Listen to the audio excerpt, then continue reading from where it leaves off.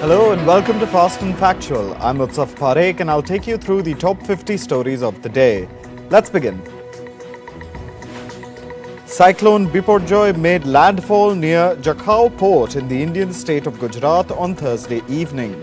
At least 2 people have died and 23 are injured. The cyclone caused widespread rains, storm surges and damage across Gujarat's western coastline. The cyclone is now heading towards the Indian state of Rajasthan.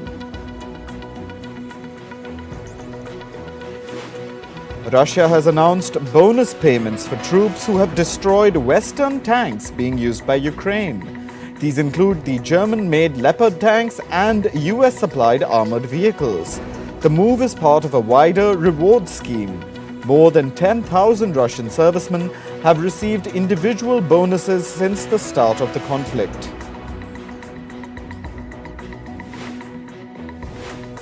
Russia has once again told the United Nations Security Council that it wants an international investigation into the explosions at the Nord Stream gas pipeline. The pipeline that was used to transport natural gas from Russia to Germany was rocked by explosions in September last year. Russia has repeatedly accused the West of masterminding the explosions. On the other hand, Western governments and Ukraine have denied any involvement. The head of the International Atomic Energy Agency has said that there is enough water available at Ukraine's Zaporizhzhia nuclear plant at the moment. The statement comes after last week's devastating breach in the Kakhovka Dam on the Dnipro River. The nuclear plant uses a cooling pond to keep its 6 reactors from potentially disastrously overheating. Before the Kakhovka Dam was breached, its reservoir was used to refill the cooling pond. According to the CIA, several US federal government agencies have been hit in a global cyber attack by Russian hackers.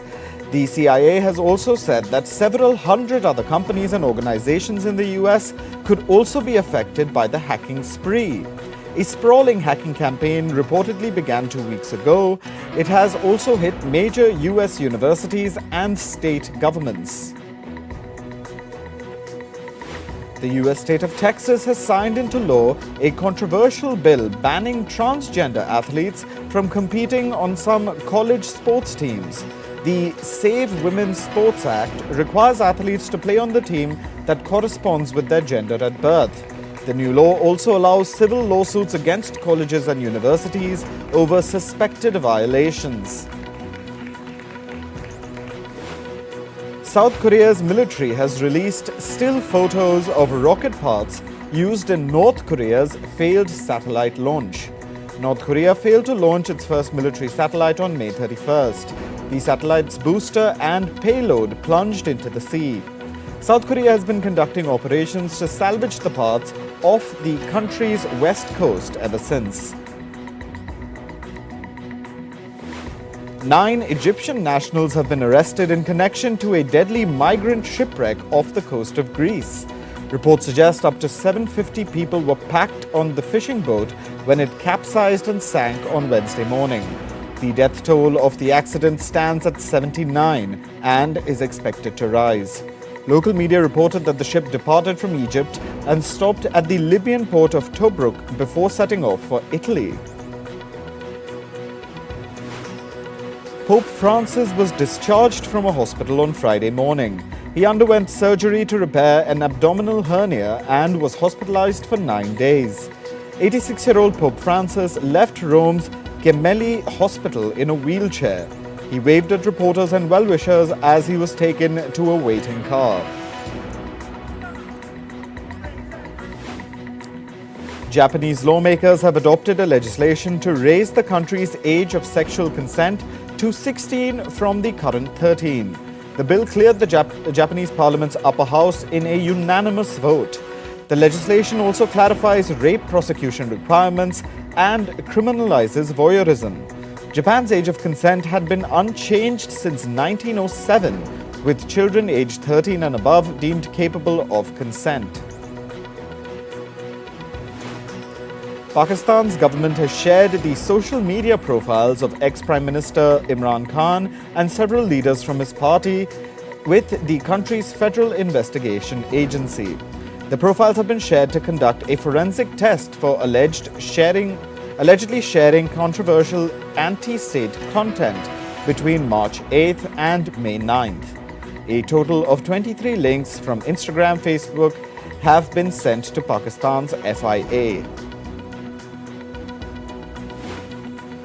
The United Nations has said that it's appalled and deeply shocked at the killing of Sudan's West Darfur governor. The Sudanese armed forces have blamed the Rapid Support Forces paramilitary group for this crime. They're accusing the RSF of kidnapping and killing the governor on Wednesday. The RSF has denied any involvement.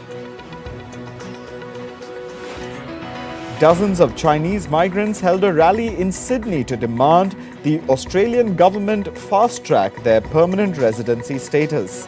The rally was organised after Australia placed their controversial Golden Visa program on hold. Australia introduced the Business Innovation and Investment Program in 2012. It aimed to attract wealthy business owners, investors, and entrepreneurs. Mexico is in the grips of a heat wave. This is the third heat wave of the year for the country. Temperatures in some northern regions of Mexico have peaked to over 45 degrees Celsius. This heat wave is expected to last for 15 days. Local authorities in Mexico say that the El Niño climate phenomenon could be the reason behind recent mass bird deaths. Around 300 wild birds were found dead along Mexico's Pacific coast. Bird flu was initially suspected as the cause. However, authorities later confirmed that the reason is likely the warmer ocean waters resulting from El Niño. Latin America has been experiencing extreme weather ranging from sweltering heat to freezing snow. While Mexico has been caught in a late spring heat wave, snow and ice damaged crops in Bolivia's largest agricultural region of Santa Cruz. Temperatures in Bolivia's Tarija region dropped below 0 degrees Celsius. United Nations Secretary General Antonio Guterres has called out fossil fuel companies for hindering climate progress. He said that the world must phase out fossil fuels in a just and equitable way. Guterres added that fossil fuel companies must cease and desist measures that aim to kneecap the UN's climate goals. Climate activists tried to deface one of legendary artist Claude Monet's paintings. This was at Sweden's Stockholm National Museum on Thursday.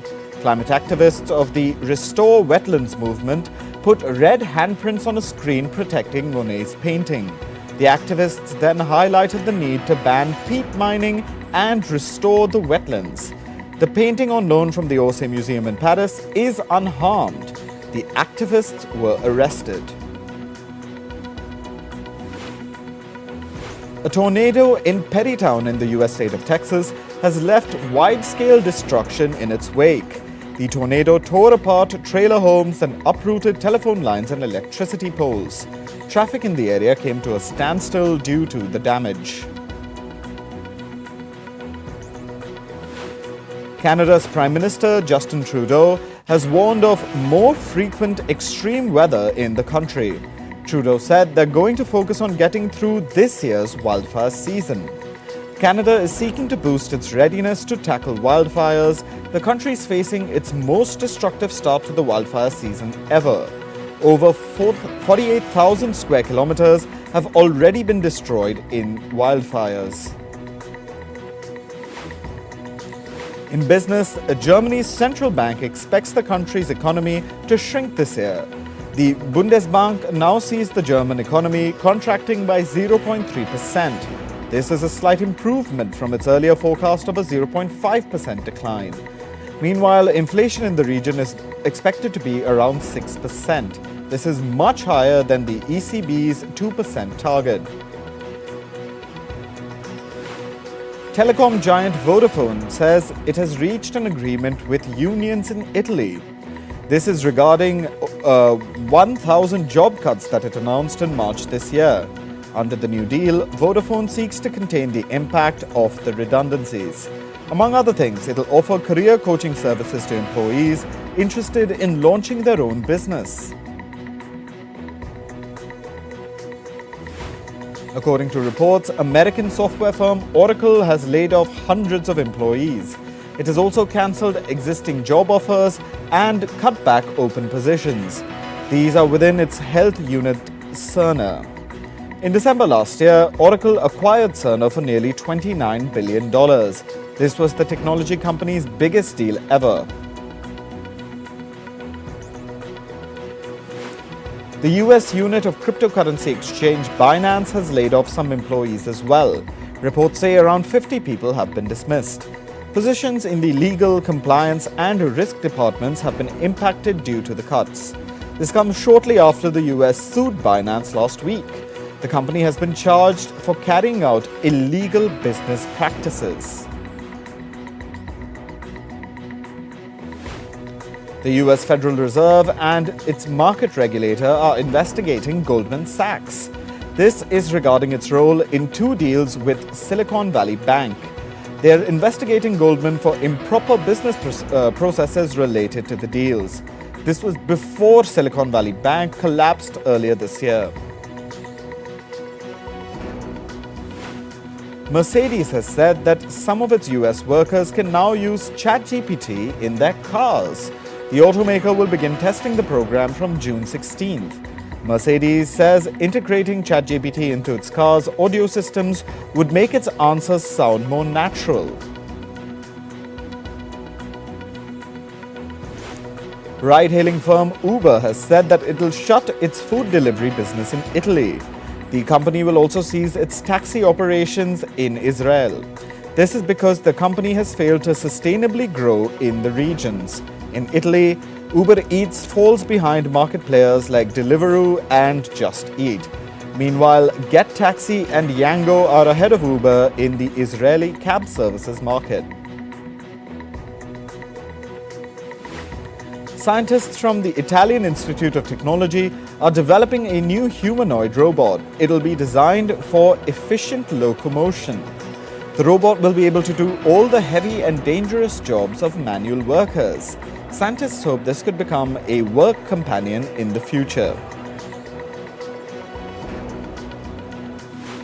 Google's parent company Alphabet has issued warnings to its employees about how they use AI chatbots. This includes the in-house chatbot Bard. The company is advising its employees to not enter confidential material into AI tools. This is despite Google marketing its program around the world.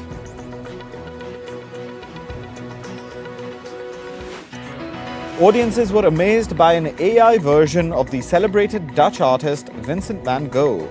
Artificial intelligence allowed people to speak to the painter. This was during a tech show in Paris. The AI Van Gogh and robotic exoskeletons were some of the highlights of the tech show.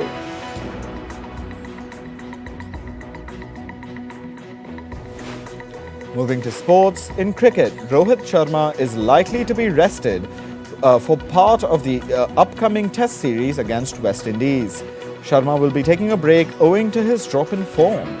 Helmed by Sharma, India faced a crushing defeat against Australia in the World Test Championship final.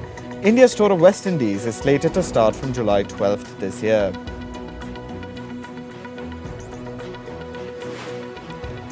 Former Indian batter Ambati Rayudu heads to the US to play the Major League Cricket tournament. Rayudu had announced his retirement from Indian cricket before the IPL 2023 final. He'll be representing the Texas Super Kings franchise in the inaugural edition of the Major League Cricket. The tournament will feature 6 teams and starts from July 14th. In football, Lionel Messi has scored the fastest goal of his international career against Australia in Beijing. In a friendly match, Messi recorded the goal in just 79 seconds. World champions Argentina beat Australia 2-0. Messi was the center of attraction at Beijing as fans rejoiced in the moment. Spain beat Italy 2-1 in the UEFA Nations League semi-final. Spain's Jeremy Pino smashed a goal in the second minute. Italy's Ciro Immobile scored an equalizer in the 11th minute. After a gripping first half, Spain's Mato Joselu scored an 88th minute winner. Spain will now face Croatia in the finals of the UEFA Nations League on the 19th of this month.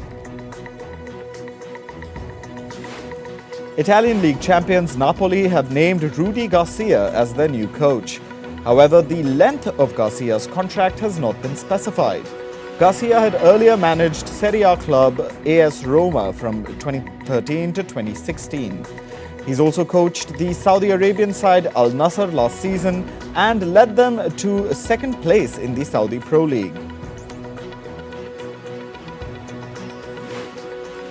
In tennis, world number 3 Daniil Medvedev exited the S. Hertogenbosch. The S. Hertogenbosch, also known as Den Bosch, is a Dutch tennis tournament. Medvedev lost 4-6, 6-4, 6-2 to Frenchman Adrien Manarino. Manarino had previously won the Dutch tournament in 2019.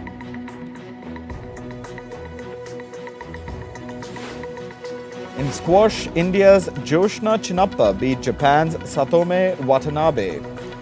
Chinnappa has paved her way to the semi-finals. India is hosting this year's Squash World Cup. India will be reaching the semi-finals of the tournament for the first time. In badminton, India's HS Pranoy and Kidambi Srikanth qualified for the quarter-finals of the Indonesia Open. The Indonesia Open is being held in the capital Jakarta. However, Indian star and double Olympic medalist PV Sindhu has been eliminated from the tournament. Moving to Formula One, Lewis Hamilton believes that Max Verstappen can surpass his record. Verstappen has 63 race wins. He is 63 race wins behind Hamilton. Hamilton holds a record of securing 103 race wins. Currently, Verstappen leads the World Championship with 5 wins this year already.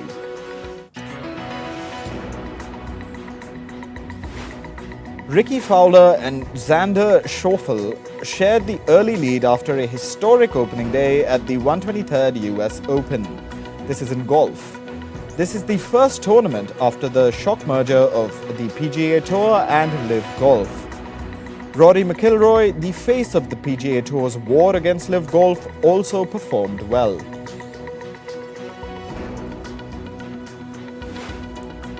In entertainment, rapper Snoop Dogg has deferred his Songwriters Hall of Fame induction until 2024. The rapper cited personal reasons for the decision. Snoop Dogg is the second of 7 songwriters to back out from being inducted in the class of 2023. Snoop Dogg now intends to be inducted with the class of 2024 on the 13th of June next year.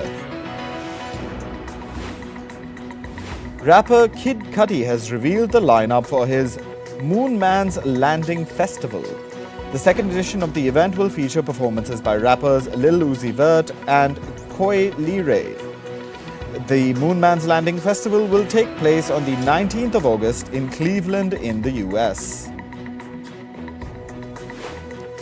Singer Niall Horan's third studio album titled The Show has debuted at the #1 spot on Australian charts. His last 2 albums had peaked at the runners-up position on the ARIA Albums chart.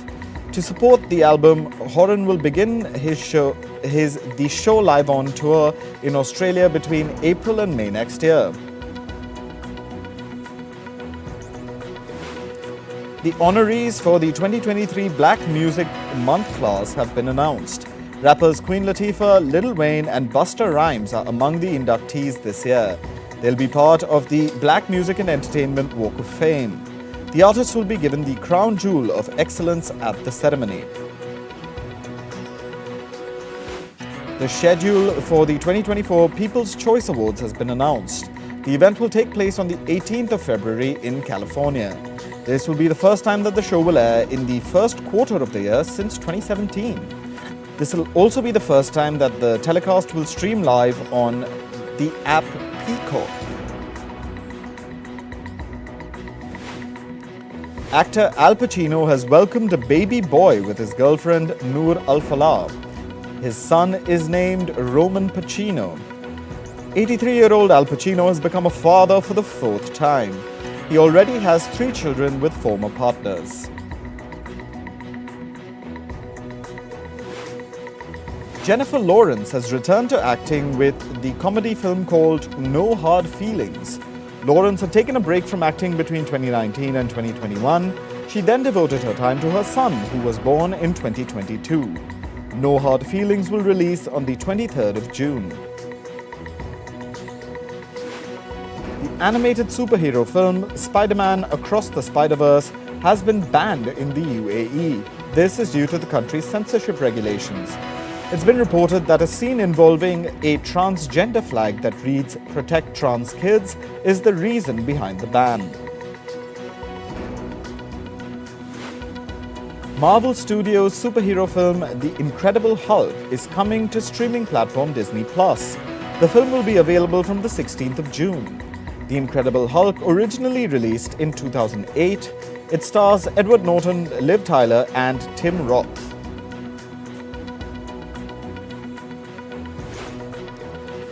British royals Prince Harry and Meghan Markle have ended their contract with Spotify. As a result, Markle's podcast Archetypes will not be returning for a second season. The royal couple had signed a $20 million deal with the music streaming app in 2020. The two are now looking for a new home and partnerships for their content.